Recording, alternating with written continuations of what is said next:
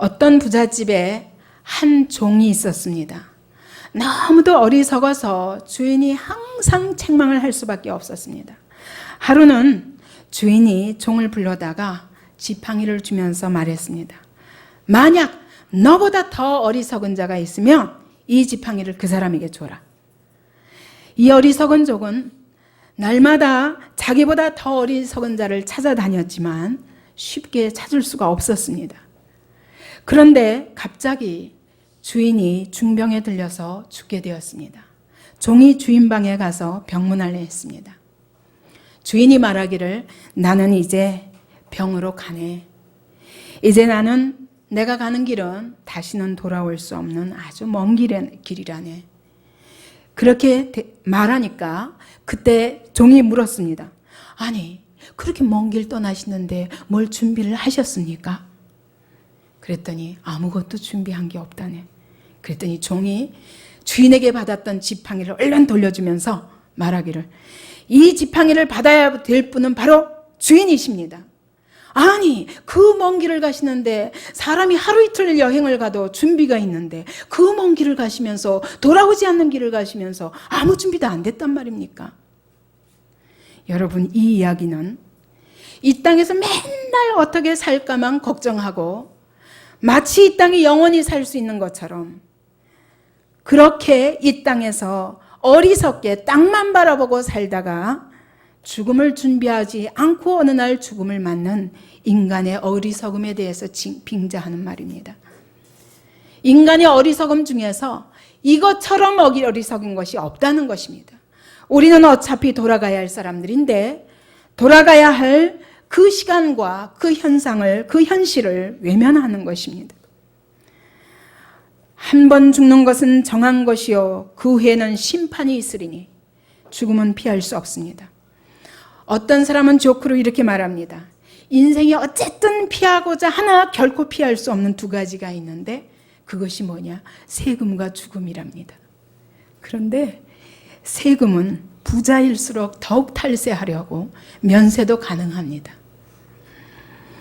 그러나 죽음은 부자든 가난한 자든 아무도 피할 수 없는 것입니다.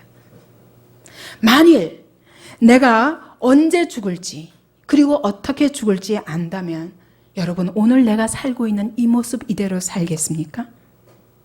결코 그렇지 않을 것입니다. 그러나 불행하게도 우리는 우리가 언제 갈지 어떻게 죽을지 알지 못합니다. 그렇기 때문에 우리는 죽음을 준비해야 됩니다. 우리는 어떻게 살아야 되는가를 가지고 일평생 고민합니다. 어떻게 하면 젊어 보일까? 어떻게 하면 더 오래 살까? 건강을 유지하면서 어떻게 하면 대인관계를 잘해서 세상에서 성공해 볼까? 어떻게 하면 내 사업을 성공시켜서 큰 부자가 될까? 맨날 이런 고민만 합니다. 이렇게 함으로 우리는 날마다 현세에 이 땅에 더 집착하게 됩니다. 그러나 성경은 말씀하시기를 너희 생명이 무엇이뇨? 잠깐 보이다가 없어질 안개니라 라고 말씀하십니다. 모세가 말하기를 나의 일생이 주 앞에는 없는 것 같사오니 고백합니다. 여러분 죽을 준비가 된 사람만이 참으로 내가 어떻게 살아야 될까를 알고 살 준비가 되어 있는 사람입니다. 우리 인생을 최고로 보람 있는 삶으로 끌어가려면 우리가 죽음을 직시하고 죽음 앞에서 후회 없는 삶을 어떻게 오늘 준비해 가야 되는가 생각해야 될 것입니다. 첫째로 본문은 말씀하십니다. 청년의 때에 창조주께 돌아오라 말씀하십니다. 하나님을 만나지 못한 인생은 내가 누군지 또 내가 왜 사는지 모른 채로 육체의 본능이 이끄는 대로 쾌락에 빠져서 짐승과 같이 삽니다. 즐기면 즐길수록 더 갈증이 심합니다. 이렇게 평생 방황하다가 마지막에 죽음과 함께 내 인생이 바람을 잡으려는 것 같이 아무것도 잡힌 것이 없이 무익한 삶으로 끝나는 것을 발견하게 됩니다. 그러므로 인생의 최대 과제는 무엇이냐? 여러분, 내가 어떻게 살 것인가? 어떻게 해서 부자가 되고 어떻게 해서 건강할 것인가? 이것을 생각하기 전에 먼저 하나님을 만나야 됩니다. 그래야 내가 누구인지 알고 인생의 의미를 알고 영원한 생명을 얻고 살 수 있습니다. 우리 인생은 물에 떠내려가는 인생과 같습니다. 여러분, 죄의 물에 떠내려가고 정욕의 물에 떠내려가고 세상 물에 떠내려갑니다. 그래서 그 끝은 영원한 사망의 바다입니다. 여러분, 물에 휩쓸려가면서 지푸라기를 붙잡아봤자 아무 의지가 되지 않습니다. 지푸라기는 나를 그 물에서 건져낼 수가 없습니다. 물질의 지푸라기를 붙잡아봤자 그것은 흘러 떠내려가는 것입니다. 명예의 지푸라기를 붙잡아봤자 그것은 잠시 있다 없어지는 것입니다.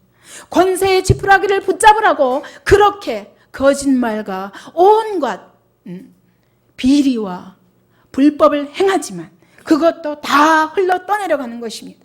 어떤 사람은 쾌락을 붙잡으려고 일평생 그것에 의지하지만 흘러 떠내려가는 것입니다. 지푸라기가 아니라 구원의 밧줄을 붙잡아야 됩니다. 그리고 하나님께 돌아와야 됩니다. 그리고 하나님이 나를 사용하시는 삶을 살 때 이것이 인간이 살 수 있는 최고의 복된 삶입니다. 왜 청년의 때에 돌아와야 됩니까? 청년의 때는 속기 쉬운 때입니다. 온 세상이 내 것과 같습니다. 체력은 최대치입니다. 마치 이 땅에서 영원히 살 것처럼 자기의 연약을 도저히 느낄 수 없습니다. 약을 먹으려도 안 먹습니다. 이것이 건강에 좋다고 해도 안 듣습니다. 왜냐하면 내 건강에 자신이 있으니까.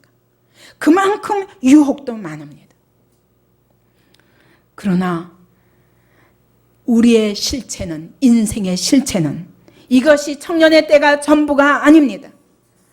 청년들아, 너희가 절대로 피할 수 없는 인생의 실체가 무엇인가를 보라고 오늘 전도서가 미리 보여주는 것입니다. 2절에 보니까 해와 빛과 달과 별들이 어둡기 전에 비 뒤에 구름이 다시 일어나기 전에 하나님께 돌아오라고 말합니다. 인생의 밤이 속히 닥칩니다. 그것은 환난의 때가 온다는 것입니다. 낮도 있지만 밤도 있습니다. 우리 인생의 기쁜 때도 있지만 환난의 때가 계속 내가 알 수 없는 때에, 내가 어떻게 할 수 없는 그때에 닥쳐옵니다. 인생의 겨울이 닥쳐옵니다. 팔레스타인의 겨울은 비가 많이 오고 그리고 날이 흐립니다. 마치 팔레스타인의 그 겨울과 같이 인생이 흐리고 구름이 끼고 비가 오고 어두운 날씨들이 우리에게 옵니다. 우리가 늙으면 기쁨이 없어지고 마음이 침울해집니다. 그러나 그리스도 안에 사는 자들은 속사람이 날마다 새로워지기 때문에 주님이 주시는 기쁨으로 말미암아 이러한 침울과 이러한 슬픔에 이러한 밤에 놓이지 않지만, 그러나 불신앙의 사람들은 그 마음이 찬바람같이 냉랭해지고 자기 자신에 대해서 슬픔만 쌓입니다. 3절에 보니까 집을 지키는 자들이 떨 것이며, 집을 지키는 자들이 누굽니까? 여러분, 누군가 대적이 공격해 올 때 그것을 대비하는 것은 제일 빨리 나가는 것이 손입니다. 팔입니다. 팔이 힘이 없어 떨린다는 것입니다. 힘 있는 자들이 구부러질 것이며, 다리가 힘이 있었습니다. 그런데 다리가 자꾸 무릎이 굽어지며 흔들립니다. 허리가 힘이 있었습니다. 근데 허리가 구부러집니다. 팔이 힘이 없어 떨리고 다리가 흔들흔들거리고 무릎이 흔들거리고 허리가 구부러질 때가 온다는 것입니다. 지금 청년의 때 내가 꼿꼿한 허리가 영원히 지속되지 않는다는 것을 기억하라는 것입니다. 맷돌질 하는 자들이 적음으로 그칠 것이며, 무슨 말입니까? 이가 빠져서 잘 씹지 못하기 때문에 점점 먹는 것이 싫어지는 것입니다. 그래서 물 말아 먹고 국 말아 먹는 것이 훨씬 편합니다. 창들로 내어다보는 자들이 어두워질 것이며, 창이 무엇입니까? 우리 몸의 창은 눈입니다. 눈이 어두워서 앞이 잘 보이지 않습니다. 4절에 보니까 길거리 문들이 닫혀질 것이며 맷돌 소리가 적어질 것이라고 말합니다. 귀가 어두워서 문이 마치 닫힌 것처럼 귀가 닫혀서 들리지 않습니다. 멀리서 들리는 맷돌 소리가 전에는 잘 들렸는데 이제는 들리지 않습니다. 새 소리를 인하여 일어날 것이며 음악하는 여자들은 다 쇠하여질 것이며, 밤에 잠이 잘 오지 않습니다. 조그만 소리에도 깜짝 놀라서 깨납니다.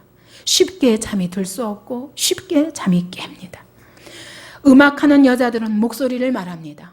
목소리의 기력이 없어져서 전에는 높은 음이 잘 올라갔는데 점점 잘 올라가지 않습니다. 음이 틀립니다. 음이 떨립니다. 5절에 보니까 높은 곳을 두려워할 것이며 길에서는 놀랄 것이며 마음이 약해져서 높은 곳에 올라가면 공포증이 생긴다는 것입니다. 길에서도 어떤 위험을 만날까 싶어서 깜짝깜짝 놀라게 된다는 것입니다.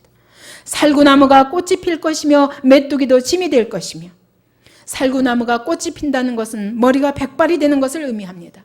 메뚜기가 짐이 된다는 얘기는 여러분 메뚜기가 팔짝팔짝 잘 뛰었는데 그 다리도 힘이 들어서 쩔뚝쩔뚝 하는 모습을 메뚜기가 짐이 된다고 말하는 것입니다.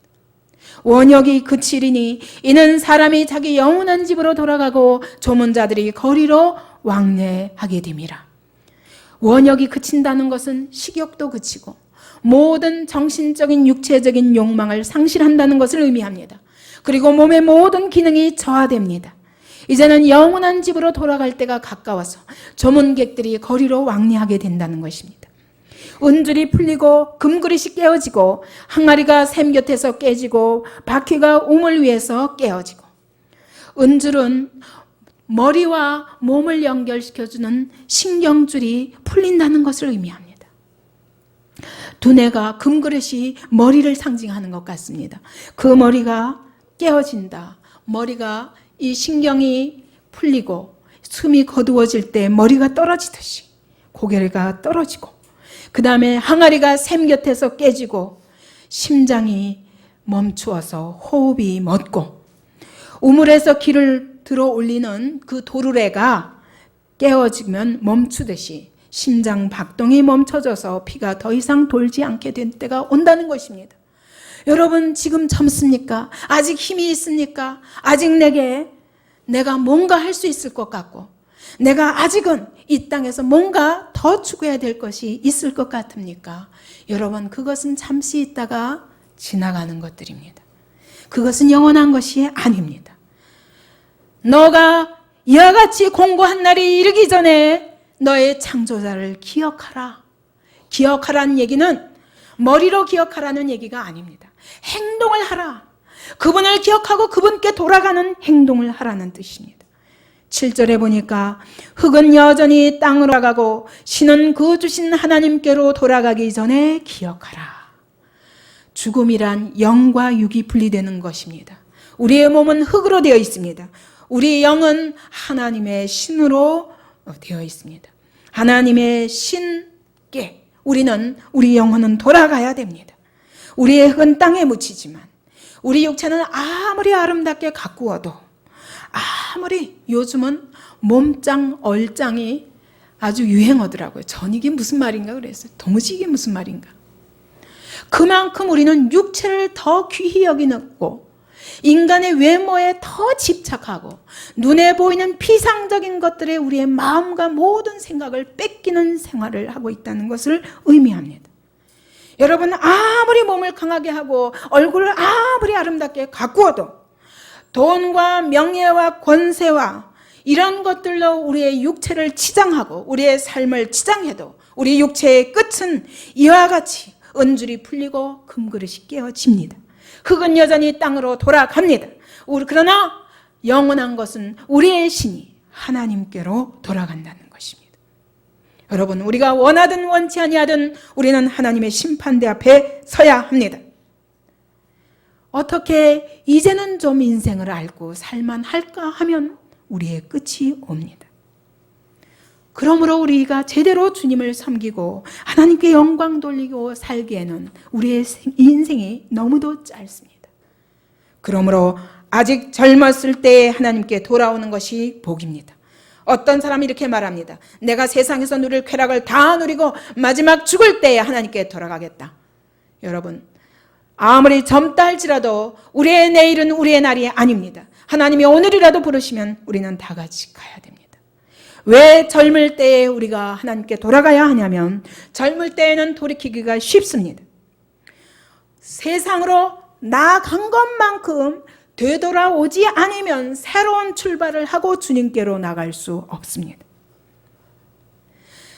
우리가 돌아간 것만큼, 잘못 간 것만큼 유턴해서 다시 돌아와야 이 자리에서 살아계신 하나님을 인격적으로 만날 수 있습니다. 여러분, 부자 청년이 그가 청년일지라도 왜 주님을 따르지 못했습니까? 재물을 너무 많아서 포기하기가 힘들었던 것입니다. 이 세상에서 많은 것을 소유하면 할수록 주님 앞에서 새로운 인생을 시작하기가 어렵습니다. 주님을 쫓으려면 많은 것을 포기해야 되는데 버려야 될 것들이 너무 많으면 아예 포기하게, 부자 청년처럼 포기하고 돌아서게 되는 것입니다. 이 세상에서 성취한 것이 많으면 많을수록 자랑이 많습니다. 자랑이 많으면 도저히 하나님의 말씀 앞에서 책망받기 싫어합니다. 자기도 죄에 빠져서 끊임없이 누군가 늘 자기를 칭찬해주고 늘 자기를 합리화해가면서 내가 옳다는 것을 증명하고 싶어 합니다. 육적인 사람을, 육적으로 한참 세상으로 나간 사람을 영적으로 돌이키기는 쉽지 않습니다. 여러분, 젊을 때라야 돌이키기 쉽습니다. 지금 돌이켜도 여러분, 주님 앞에서 살아가는 삶이란 그렇게 쉽게 이루어지는 것이 아닙니다. 왜냐하면 우리의 죄성들을 꺾고 하나님의 은혜를 받고 이 영적인 연단을 해가는 일이 하루 이틀 걸리는 것이 아닙니다. 그러므로 여러분, 젊을 때 시작해야 됩니다. 여러분, 지금 연세가 많으십니까? 그러면 나는 할 수 없네가 아닙니다. 지금 이 말씀을 듣고 지금 돌이킬 수 있는 시간이 가장 빠른 시간입니다. 제가 32살 때 주님을 만나고 그랬어요. 너무너무 통곡을 했습니다. 32년이 그렇게 억울할 수가 없었어요. 주님 앞에 막 통곡을 하면서 주님 왜 이제야 불러주셨습니까? 내가 20대에 주님을 알았더라면, 내가 좀 더 어려서 주님을 알았더라면 내가 얼마나 주님을 위해서 더 많이 준비하고 살 수 있는데 난 이제 아무것도 할 수 없습니다. 가정에 묶여서 자녀에게 묶이고 남편에게 묶이고 그리고 내 이제까지 살아온 그 죄의 삶에 묶여서 하나님, 내가 이제 주님 앞에 돌아가는 것이 너무 억울합니다. 나의 그 젊은 시절이 그렇게 아깝더라고요. 그랬더니 주님이 제게 하시는 말씀이, 그러면 이제라도 네가 뒤를 돌아보지 않고 나만 쫓겠느냐. 지나간 세월을 아까워하지 말고 이제부터라도 네가 뒤돌아보지 않고 주님만 쫓겠느냐. 제가 그때 깨달았습니다. 언제가 됐든 간에 주님이 부르신 때가 가장 가까운 때구나. 지금 내가 주님 앞에 할 수 있는 이 시간이 가장 빠른 시간이구나. 저는 그때부터 내가 다시 태어났다고 확신했습니다. 이전의 삶은 다 죽은 것입니다. 그래서 그때부터 사람들이 저를 보고 몇 살이냐고 물으면 이제 갓 태어났습니다. 그랬어요. 믿은 지 10년 되니까 사람들이 저보고 몇 살이냐고 물어볼 때 저는 10살입니다. 그랬어요. 나는 이전의 삶은 아무것도 아닙니다. 여러분, 지금 연세가 많으십니까? 두려워하지 마십시오. 지금부터 새로워질 때 여러분의 삶의 청년 같은 삶이 시작될 줄 믿습니다. 여러분, 왜 젊은 때에 청년 하나님께 돌아와야 되냐 하면 여러분, 아직은 하나님 앞에 영광 돌릴 시간이 많기 때문입니다. 아직은 내 힘으로 육체의 쾌락이 아니라 세상의 정욕이 아니라 하나님의 영광을 위해서 나의 힘을 드릴 수 있는 힘이 아직 많을 때이기 때문입니다. 우리 안에 무한한 가능성이 있기 때문입니다. 인간 안에 있는 잠재력은 성령의 능력으로만 최대치로 개발될 수 있습니다. 여러분, 어떤 성품, 어떤 기질을 가져도 그가 하나님 앞에 돌아와서 성령의 은혜를 받고 성령의 능력에 사로잡힐 때 가장 그 사람으로서 가장 아름다운 모습을 개발할 수 있습니다. 바울은 고백했습니다. 내게 능력 주시는 자 안에서 내가 모든 것을 할 수 있느니라. 여러분, 주님 안에서만 우리는 모든 것을 할 수 있기 때문에 주님 앞에 빨리 돌아올 때 그 시간들을 아름답게 사용할 수 있고 그 여러분의 힘들을, 넘쳐나는 힘들을 아름답게 사용하고 넘쳐나는 그 재능들을 아름답게 사용할 수 있습니다. 여러분, 이제 40이 지났습니까? 50이 지났습니까? 그렇더라도 이제까지 헛되게 사용했던 것만큼 이제 그동안의 세상에서 개발된 것 가지고 하나님 앞에서 더 극대치로 만들어서 남은 생의 아버지 앞에 영광 돌리는 삶을 살 수 있습니다. 여러분, 물고기는 물속에 들어가야 힘을 발할 수 있습니다. 나무는 흙 속에 뿌리 박혀야 생명이 힘있게 자랄 수 있습니다. 인간은 하나님 안에 돌아가야 참으로 자기의 최대치의 능력을 개발하여 하나님 앞에 쓰임받는 삶을 살 수 있습니다. 아직은 힘이 있고 머리가 반짝반짝 할 때 하나님께 내 삶을 맡기면 놀라운 영광의 생애를 살 수 있습니다. 여러분, 늙어서 돌아오면 그 아까운 세월들을 다 사단에게 뺏기고 하나님을 슬프게 하면서 우리의 몸과 영혼을 더럽힌 그 오염된 것들을 씻기는데 너무 많은 시간이 걸립니다. 이와 같이 더럽혀지면 죄가 죄인지도 알지 못합니다. 이것을 씻어내는 데 겪어야 하는 여러 가지 영적 싸움을 싫어합니다. 여러분, 이와 같이 늦게 돌아오면 구원을 받았으나 영광의 기회는 없이 주님 앞에 가게 됩니다. 여러분, 젊어서부터 주님을 좇은 자들을 뒤늦게 주님 앞에 나온 자들은 결코 쫓아갈 수가 없습니다. 여러분, 젊어서 하나님의 뜻을 좇아 살고자 할 때 우리의 남은 생애가 얼마나 힘있게 하나님의 영광이 나타나는 삶을 살 수 있는가 기대하시기 바랍니다. 이전까지의 삶보다 지금 연세가 많아서 여러분 슬퍼하십니까? 이전에 하나님 없이 산 삶보다 하나님과 함께 이제부터 시작하는 삶이 여러분에게 얼마나 영광스러울까를 기대하십시오. 다만 여러분, 젊어서 하나님을 만나고 하나님 앞에 살고자 하면 물질적인 연단이 따릅니다. 많이 내 영혼을 낮추시는 일들이 있습니다.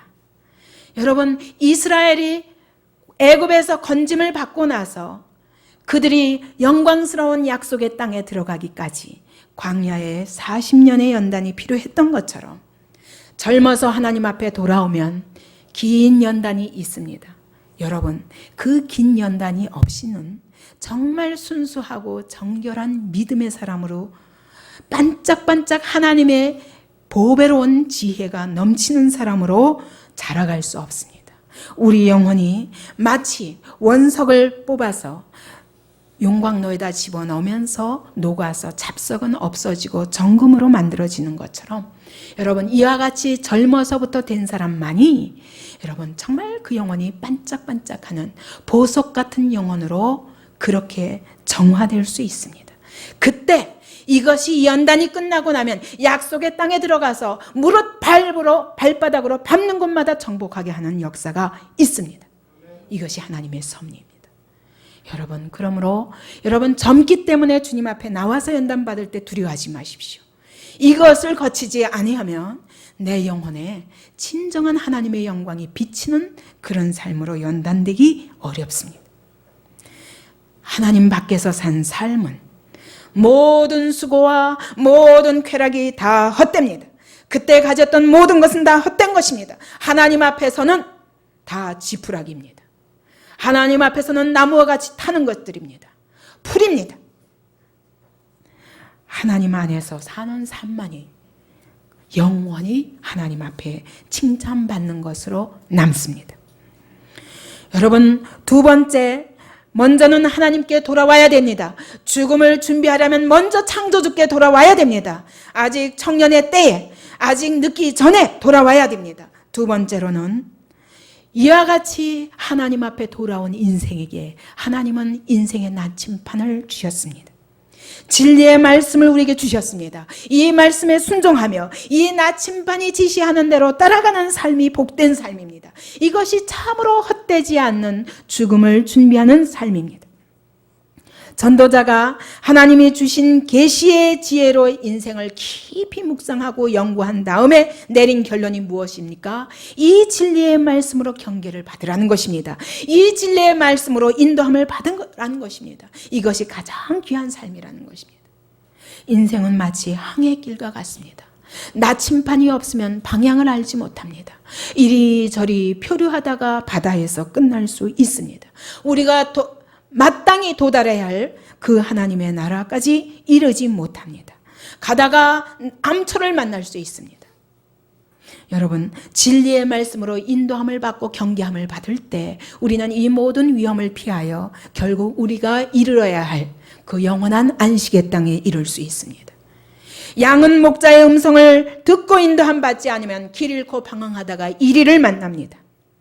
우리가 선한 목자 되신 주님의 음성을 듣고 그 계시를 따르지 아니하면 우리가 이리를 만나 인생에서 이리를 만나게 됩니다. 양이 우리에 있지 아니하면 이리를 만나게 됩니다. 우리는 하나님의 교회 공동체를 말합니다. 여러분, 하나님의 교회 안에서 늘 목자의 음성을 들으며 그 음성을 따라 순종하며 사는 삶이 복된 삶이라고 말하는 것입니다.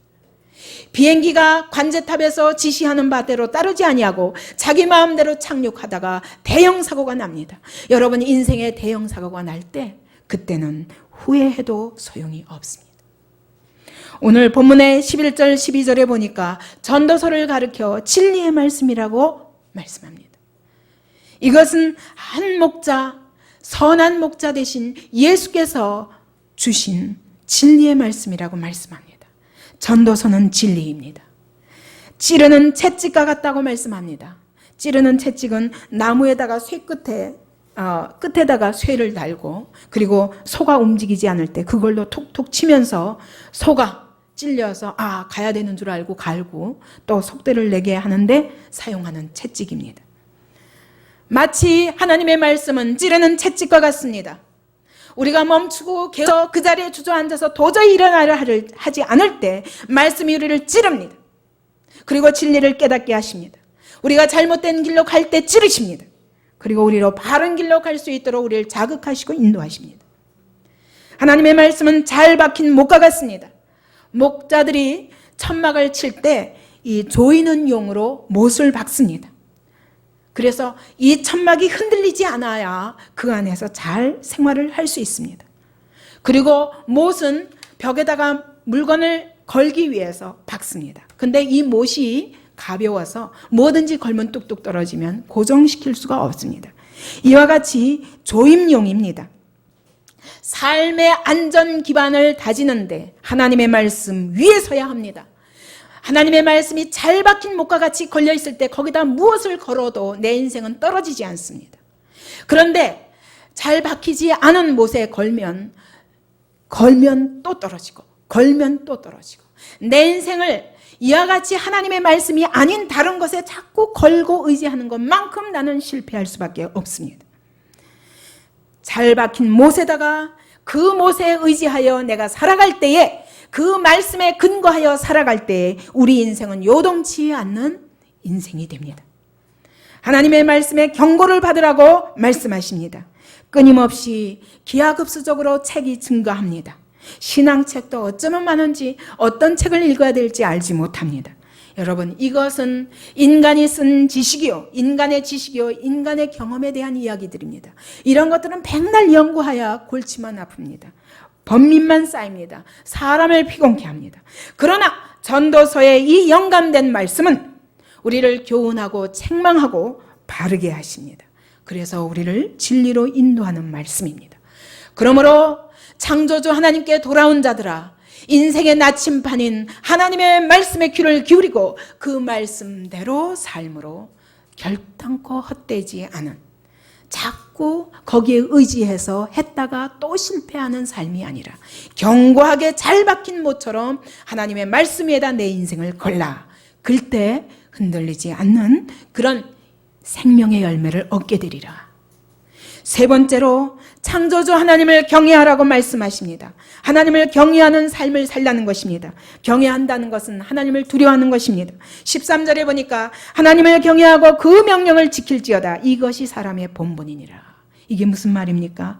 인생의 전부라는 거예요. 인생이 살아가야 할 의무라는 것입니다. 살아계신 하나님을 만나고 그 말씀에 순종하며 하나님을 오직 두려워하며 사는 삶이 참으로 인생의 전부라는 것입니다. 하나님을 경외하지 않는 것은 자기 존재를 부인하는 것입니다. 왜냐하면 우리가 하나님께로부터 나왔기 때문입니다. 사람은 자기가 무엇을 두려워하느냐에 따라서 자기의 행동 원리가 정해지고 그것에 따라서 인생의 방향이 바뀝니다. 어떤 사람은 돈을 무서워합니다. 돈이 최고라고 생각합니다. 그것에 따라서 자기의 삶이 정해지는 것입니다. 그리고 그 삶에 따라서 인격이 정해지는 것입니다. 어떤 사람은 쾌락이 최고라고 생각합니다. 쾌락에다 자기 몸을 던지고 그것을 가장 두려워해서 쾌락이 원하는 거라면 멈추질 못해요. 이런 사람은 자기 행동 원리가 있습니다. 그대로 인격과 삶의 열매가 나타날 것입니다. 어떤 사람은 명예, 어떤 사람은 권세를 두려워합니다. 그것에 따라서 자기의 삶의 성격이 바뀌게 됩니다. 여러분, 우리가 마땅히 두려워해야 할 분을 두려워하지 않으면 두려워하지 말아야 될 것을 두려워하게 되는 것입니다. 그러면 진리가 아닌 삶을 살 수밖에 없고 그것이 우리에게 영원한 불행을 가져다 줍니다. 하나님을 두려워하고 하나님 앞에서 살 때 인생은 참으로 행복합니다. 그래서 시편의 다윗은 이와 같이 고백합니다. 여호와는 나의 빛이요 나의 구원이시니 내가 누구를 두려워하리요. 여호와는 내 생명의 능력이시니 내가 누구를 무서워하리요. 나의 대적 나의 원수된 행악자가 내 살을 먹으려고 내게로 왔다가 실족하여 넘어졌도다. 군대가 나를 대적하여 진칠지라도 내 마음이 두렵지 아니하며 전쟁이 일어나 나를 치려할지라도 내가 오히려 안연하리로다. 하나님을 두려워하는 자는 하나님 외에 어떤 것에도 자유합니다. 어떤 것도 두려워하지 않습니다. 하나님이 내 편이 되어주심으로 어떤 것도 무서워하지 않습니다. 왜 우리가 하나님을 경외해야 되냐면 사람의 모든 행위와 은밀한 일들이 심판받는 날이 올 것이기 때문입니다. 14절에 여기는 없지만 히브리어로는 왜냐면으로 시작합니다. 사람이 왜 하나님을 경외하고 그 명령을 지켜야 하느냐? 그것은 우리가 은밀한 모든 행위도 하나님 앞에서 결국 책임을 져야 하는 시간이 오기 때문이라는 것입니다. 여러분, 심판은 죽은 후에만 있는 것이 아닙니다. 이 땅에 사는 날 동안에도 심판이 있습니다. 다윗은 밧세바를 범한 은밀한 죄를 숨기려고 했습니다.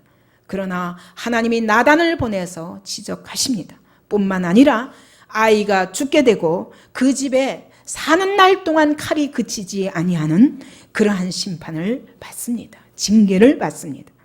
다니엘은 기도를 하느냐, 하루에 3번 기도하느냐, 아니면 사자굴을 피하기 위해서 기도를 멈추느냐 하는 선택이 남아있을 때 그는 하나님이 영원하신 분이요, 그 하나님의 심판대 앞에 선 것처럼 그는 기도하기를 포기하지 않았습니다. 그래서 사자굴에 들어갔습니다. 그러나 하나님은 다니엘을 사자굴에서 건지셨을 뿐만 아니라 그를 참소한 자들이 사자굴에 들어가서 잡혀 먹게 하셨습니다. 이것이 이 땅에서 일어나는 하나님의 심판입니다. 이 땅에 때로는 억울한 일이 있어도 마지막 날 하나님의 심판대 앞에서 우리는 그 심판을 피할 길이 없습니다. 여러분, 사람을 두려워하십니까? 재앙을 두려워하십니까? 나의 운명이 어떻게 될까를 두려워하십니까? 이 세상을 두려워하십니까? 마귀를 두려워하십니까? 그런 것들을 두려워하지 마시고 하나님을 두려워하십시오. 하나님을 신뢰함으로 두려워하십시오. 하나님 앞에서 산 삶만이 남는 삶입니다. 이 땅에 우리가 공고한 날을 만나는데 대비하는 최선의 방법이 하나님을 두려워하며 사는 것입니다. 결론을 맺겠습니다.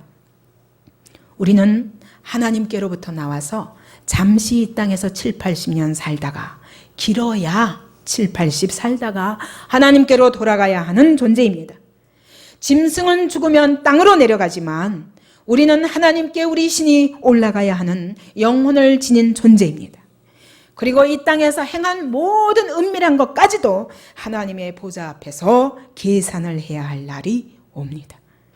그러므로 하나님을 만나야 됩니다. 그리고 하나님이 주신 나침반의 지시 따라 살아야 됩니다. 이 땅에 사는 날 동안 하나님을 두려워하며 살아야 됩니다. 하나님께 순종하며 살아야 됩니다. 이것밖에 우리의 삶에 남는 것이 없습니다. 아직도 하나님 밖에 계십니까? 여러분, 기회 있을 때 하나님 앞에 돌아오십시오. 나를 지으신 창조주께 돌아오십시오. 우리의 종말이 언제일지 알지 못합니다. 돈이나 사람이나 사업의 실패나 고난을 두려워하십니까? 이런 것들을 두려워하지 마시고 하나님을 두려워하십시오. 말씀에 순종하면서 오늘 내게 주신 하나님의 말씀 나침반에 의지하여 하나님이 지시하시는 길로 가실 때 성령께서 우리에게 능력을 부으시며 지혜를 부어주시며 그분께 붙들려 살게 하십니다. 그럴 때 하나님의 그 영광스러운 영광이 드러나는 삶을 살 수 있습니다. 이와 같은 삶을 결단하셔서 하나님 앞에 돌아오십시오. 그분께 나의 삶을 전적으로 의탁하십시오. 그분의 말씀에 순종하기를 사모하십시오. 그리고 어떤 일이 있든지 이 세상 무엇도 두려워하지 말고 오직 하나님만 두려워하는 삶을 살기 바랍니다.